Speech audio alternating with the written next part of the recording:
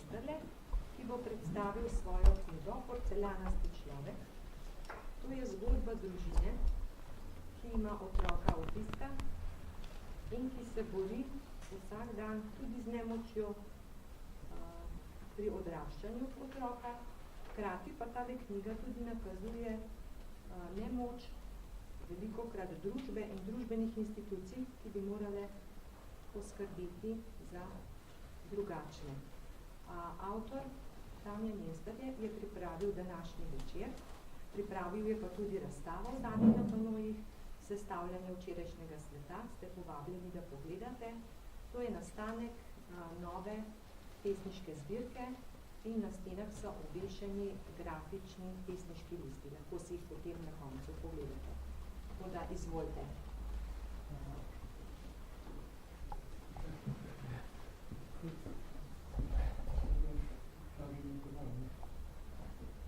Često sem skupaj, nekako mi je Miha Horvat Butec.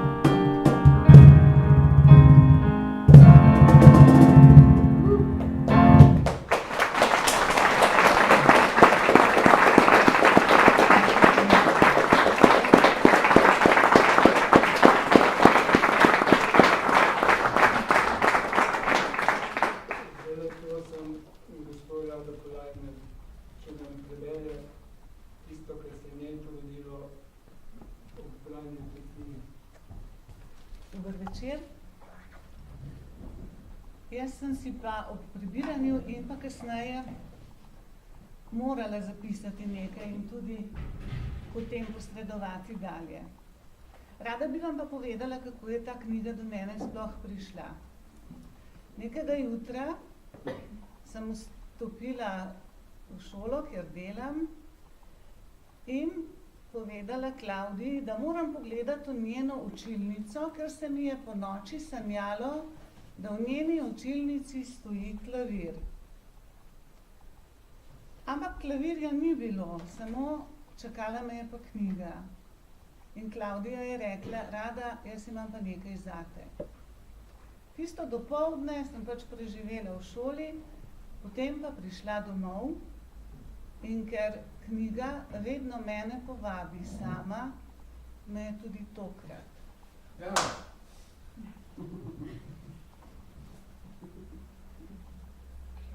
Popoldne me je knjiga čakala. Za 3 ure sem vstopila v vaš svet, ga ogledovala z zunanje strani, naslovnico, besede na platnicah, porcelanasti človek in lomljivo. Misli so se sprehajale, hitele od ene do druge besede, a previdno, kot bi se resnično zavedale krhkosti in finez izbranega porcelana. Knjiga je tekoča, lepo berljiva, povedane ali zapisane besede pa pri meni potrkajo še na posebna vrata. Na vrata, kjer visi tablica z napisom čustva. Tu se spajata moška in ženska polovica. Očetova moška energija, ki naj bi bila pri odnosu s sinom usmerjena v učenje osnovnih del, mora tokrat najti druga opravila. Včasih sem se ob prebranem počutila, kot bi tudi sama imela zavezane roke. Nekaj bi želela storiti, pa ne morem, ker mi ni dano. Stegniti roke, seči po ponujenem, že skoraj doseči, pa se cilj spet izmakne. In tako naprej. Neskončnost. Ja, tako kot je nekje proti koncu zapisano, sem tudi jaz zaznala na začetku branja veliko jeze. Na vse. Ko sem bila sama v trenutkih nemoči jezna na cel svet, sem bila na koncu jezna še na Boga. In mu to tudi povedala. A zadaj, za to jezo, sem začutila druga čustva in občutke. Nemoč, utrujenost, bolečino, strah, trpkost, pa tudi ljubezen, potrpežljivost, moč, trdnost, neuničljivost, željo po boju, po zmagi. Je čas za utrujenost, za možnost umika, da bi se lahko v miru zacelile rane. Le včasih, da se zajame sapa in potem je treba iti naprej. Spet in spet. Moški težko direktno spregovorijo o svojih čustvih. Najraje jih izrazijo z jezo, z močjo, s silo, da ne bi izdali svoje ranljivosti. A za jezo se skriva prav to, ranljivost. In ko človek enkrat zmore priznati svojo ranljivost, postane človek zapisan z velikimi črkami, občudovanja in spoštovanja vreden. Ženski lik mame je prežet s polno ljubezni, potrpežljivosti, spravljivosti z danim, za ravnotežje. Je mehka. Vidim jo kot v vodi valujoče vrbove veje, ki se ne upirajo toku reke življenja. So ves čas trdne in krepke in se ne predajo. Se ob oviri ne zlomijo, le upognejo. In spet iščejo nove priložnosti in novo pot. Vidim jo kot vedno vzpenjajoči se zimzelen, ki raste navzgor, proti soncu, svetlobi in na poti poišče oporo, da zmore videti svet tudi z druge perspektive. Knjiga je zapis o eni sami ljubezni, o tistem največjem dobrem, kar naj bi v človeku obstajalo. Je zapis, ki naj bi vstopil v življenja ljudi, da bi znali ceniti in sprejeti svoje življenje in živeti. Hvala, Damjan. Hvala.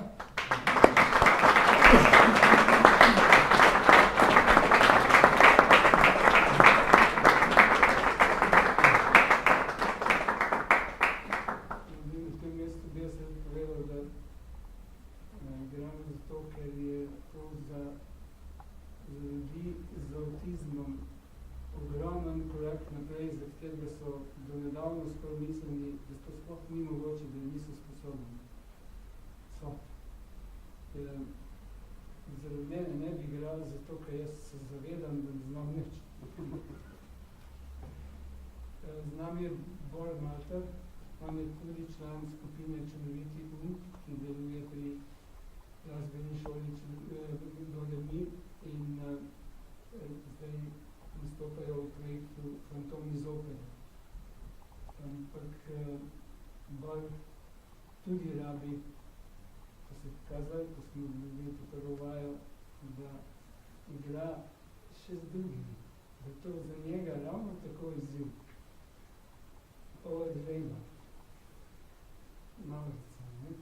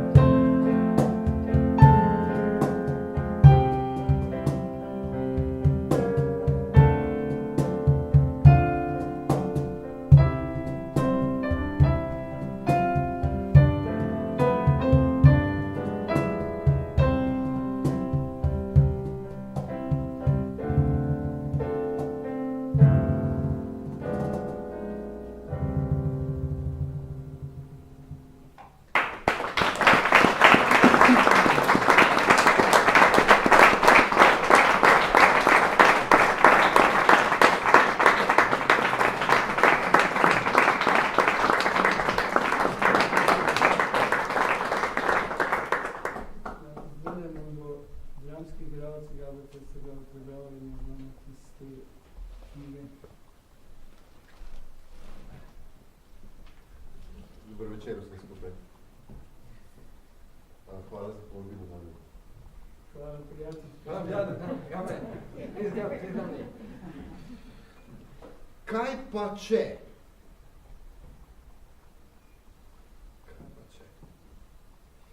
Emil, ne pozabi dežnika, vidiš, da dežuje. Da ga je treba vsakič opozoriti na to, ni nadležno dejstvo, ampak rutina, pri kateri pa se zatakne takoj, ko je potrebno povezovanje informacij. Torba, ki jo sam pripravi, in karta za avtobus, ki jo pokaže šoferju, sta preprost sistem, ki deluje. Torba, karta.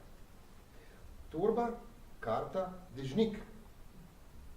Je pa že sranje, saj ne ve, kam bi z dežnikom. In naprej. Dežniki so v posodi pri vhodu. Ob beljenju smo jo začasno premaknili v garažo in ob hudem dežju Emil dežnika ni vzel, ker ga ni bilo. Ni bil na običajnem mestu. Ko Emila ni bilo domov ob običajni uri z običajnim avtobusom, je nastala panika in kup vprašanj, kaj da se je lahko zgodilo. Sedel sem v avto in se odpeljal do avtobusne postaje. Ni ga bilo. Mimo vmesnih avtobusnih postaj, če je morda kje prej stopil, ni ga bilo. Guncal se je in čakal na postaji v središču. Ko je sedel v avto, je bil povsem miren. Halo? Emil, a si zamudil avtobus? Ne. Kaj pa je bilo? Ni bilo avtobusa. Ni bilo avtobusa. Ne. Pa si vedel, da me moraš počakati? Ne. Nastala je mučna tišina. Premišljeval sem. Nekaj mi ni šlo v lajšto. Kje si pa potem čakal? Kaj pa si potem čakal tu na postaji ves ta čas? Čakal sem. Ja, kaj si čakal? Avtobus, avtobus. Naslednji dan se je slika sestavila. Emil je čakal pravi avtobus, moder z napisom, ki ga je poznal. Zakaj so ga zamenjali, niti ni pomembno. Emil je pač čakal pravega. Potem so ga naučili, kje je napisano, od kod do kod vozi avtobus, da naj gleda ta napis in tako se zdaj vozi z avtobusom Dolga vas, središče Dolga vas in obratno. Če drži, kar so ugotovili strokovnjaki, da možgani ves čas iščejo možnosti za varčevanje z napori. In zato skoraj vsako ponavljajoče se opravilo spremenijo v navado, možgani pri avtistih sploh ne delajo ničesar drugega. Vse spreminjajo v rutino. Le da pri njih vsakodnevno ponavljanje ne postane avtomatizem. Tudi za ta povsem vsakdanja opravila praviloma potrebujejo spodbudo, če ne navodilo. Saj smo ti povedali včeraj. To ne užge. Edini normalen in pričakovan Emilov odgovor je lahko, kaj včeraj? Emil, čas je za tuširanje. Je potrebno navodilo, ki ga morajo zvečer ponavljati že 21 let. Šele od tega naprej večerni obred steče. Tako se navade pri avtistih spremenijo v točno določen ritual, ki ima točno določeno zaporedje in tega ni mogoče spreminjati, ne glede na okoliščine. In avtisti berejo tako, da ne berejo, če pa že, berejo na glas, da se slišijo. In tako vsaj nekaj od prebranega razumejo. Lahko imajo radi vlake, kar pomeni, da jih morajo vsak dan videti, ne glede na razmere.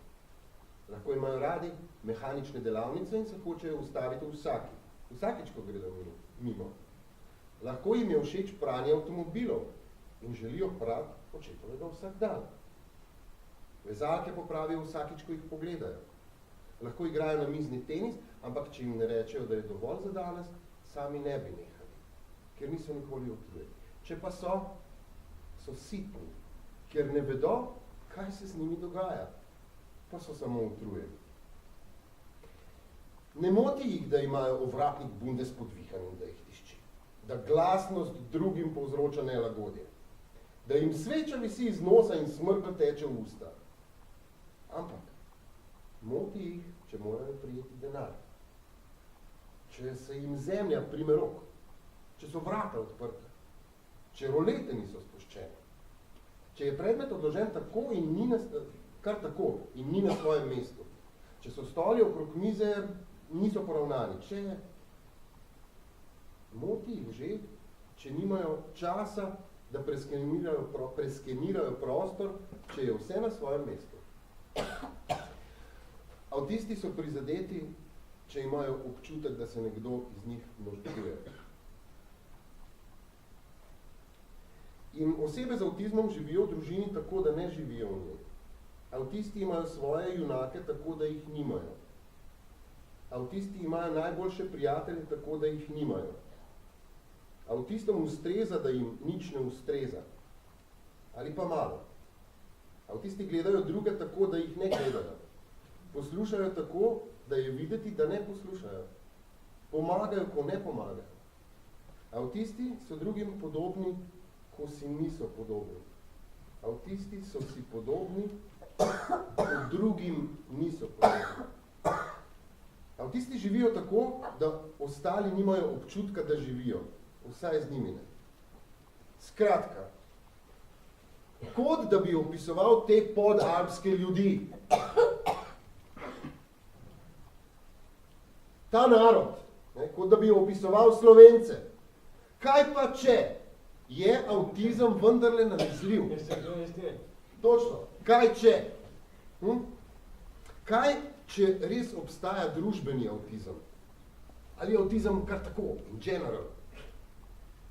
Ali pa je to stanje duha, ki je vendarle specifično za to majhnost?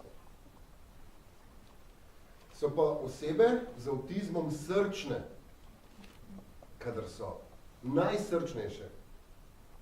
Avtisti namreč zamerijo tako, da ne zamerijo, edina sreča. Za razliko od klenih sonarodnjakov.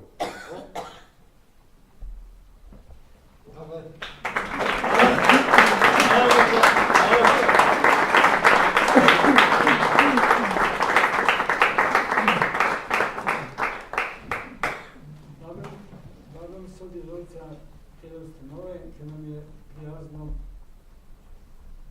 dala to na razpolago, da lahko to tukaj naredimo.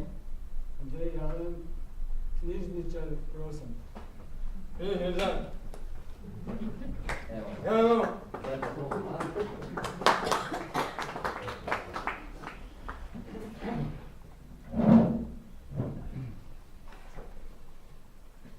Can you feel the love tonight? Oh, yes. When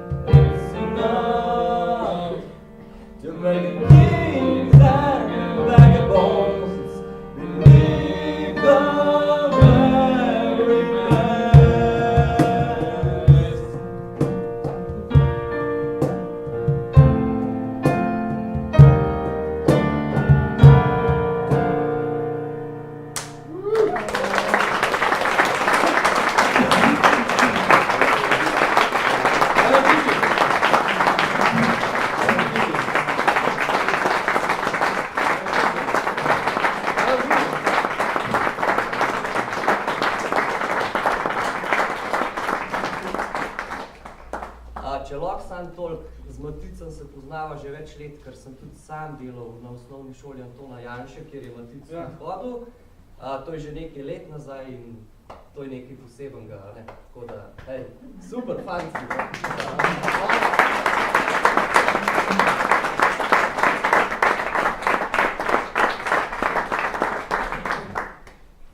Bor in Matic sta člana, kako sem rekel, skupine Čudoviti um in zdaj boste zašpilala uvodno in zaključno skladbo iz Jedbe klavirske Antona Izopa. Malo po berlinsko ne bomo povabili maestra Primoža Kersteina, ki sicer na kahonu ritmično pomaga. Zdaj, danes bo pomagal Miha Horvat.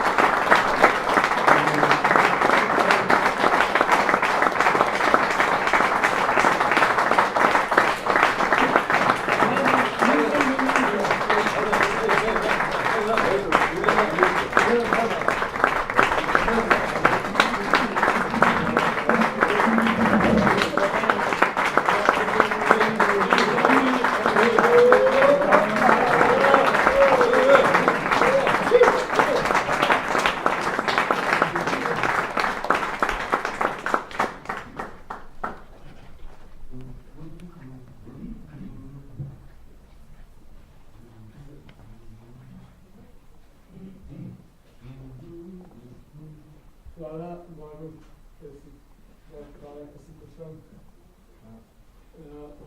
Hvala Gabrielu, hvala Mihu, hvala Andreju in Maticu. Hvala Doremiju, ki je pomagal in pravzaprav najbolj meni pri premagovanju strahu pred neznanim. Hvala Radi za lepe besede. Hvala, ko ste prišli sem.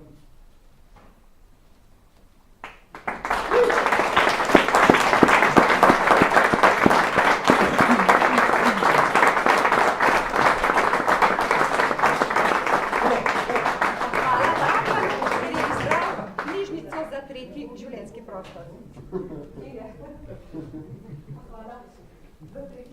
prostor v knjižnici.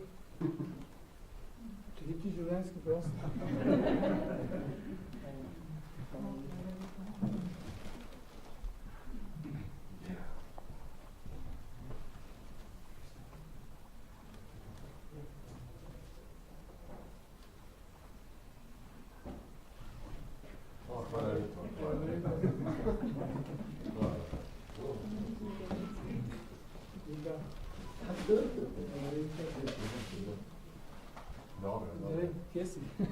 Mislim, da ste. Ej, hvala lepo za nas. Zahvaljujem se za dvigo. Podejo. Merci. Ljudje, da me imate dosti tukaj na grbi. Hvala.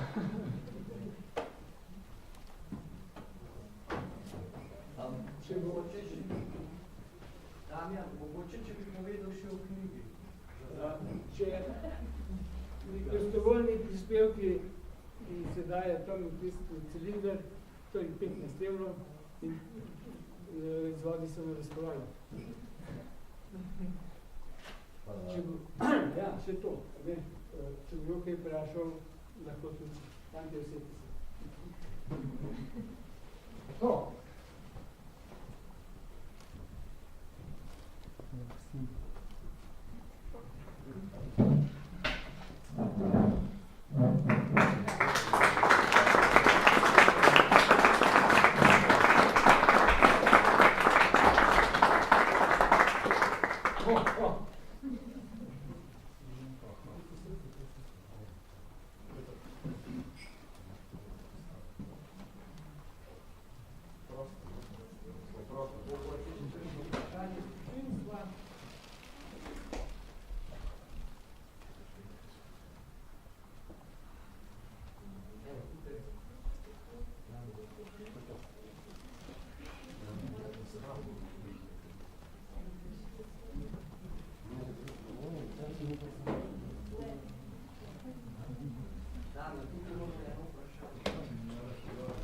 Sebi, dobro. Na razpolago sem. Sam. Se bo vse podobno. Čaka, izgleda. Z Damjanom se poznava 35 let. Sobota. In drugim je tudi eni od mnogih šol, katere sem obiskoval učil. Tole, kar boste pa zdaj slišali, pa ne bo vse pokaj, je bilo do zdaj, je pa in par stavkov namenjenih stvari.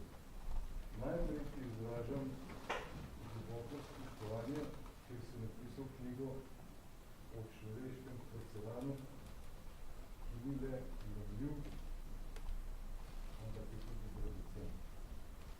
Ne le za zbiralce, pač pa tudi za bralce. Starši, ki so zaradi institucionalnega bestialija sami s seboj in svojimi otroki v bistvu istočasno v dveh srednjakih so vedno globokega priklona. Dve knjigi imamo v mislih, ki ste išli v zadnjih 4 letih, o prvi pa nocoj ne bom besedičil, je pa tu knjiga, v kateri si imeli tudi današnje nočne marci, vsaj ne nosijo. Še je. Bi en par stavkov o tej drugi, ki jo imamo danes pred sabo. A vendar, v dveh knjigi govorita o nasilju. Na izbiralci postanejo bralci in sami ugotovijo o kakšnem ali katerem ali čigavem nasilju je v tej knjigi govora. V dveh knjigi se dogajata v nam dobro poznani okolici. Znam dobro poznanimi ljudmi in živalmi. V dveh knjigi sta pričevanji o opremljenih in malo drugačnih in o tem, kako so si opremljeni in tisti malo drugačni različni.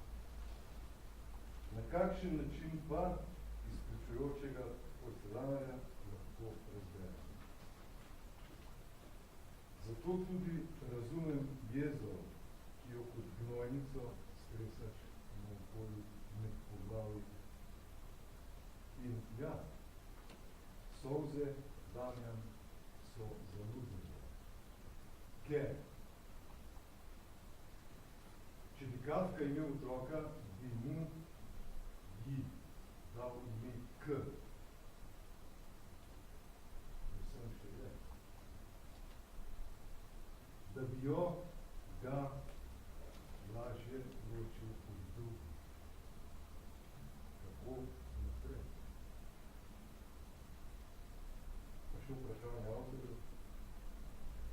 Toca, Kafko, Osnagrad. To sem zarazval.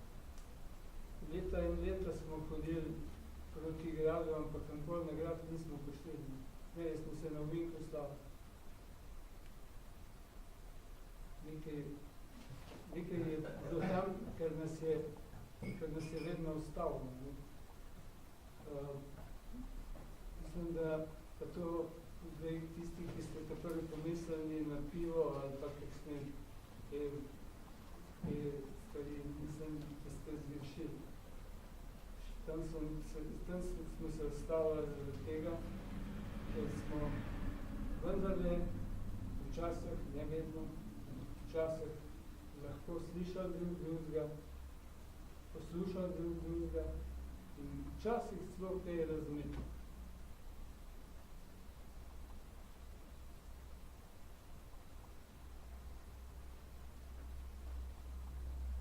A sem ti kaj povedal zdaj? Sem ti odgovoril? Hočem, da govoriš drugi. Jaz sem te samo napiral. Glede te poti naprej, to je pot naprej. To je.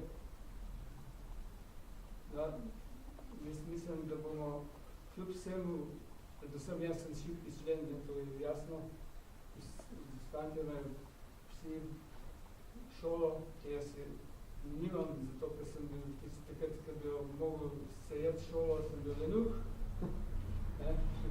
Vse kaj drugega ni šlo po glavu, zdaj mi je seveda žal, ampak ne bom jih nikoli ujel. Oni grejo naprej, jaz pa capljam za njimi. Učijo me in jaz učim od njih.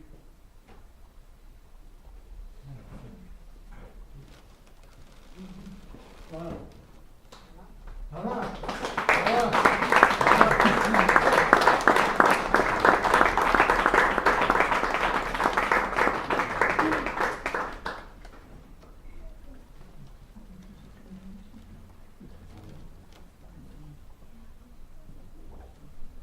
Se lahko tudi ustanete, da greste.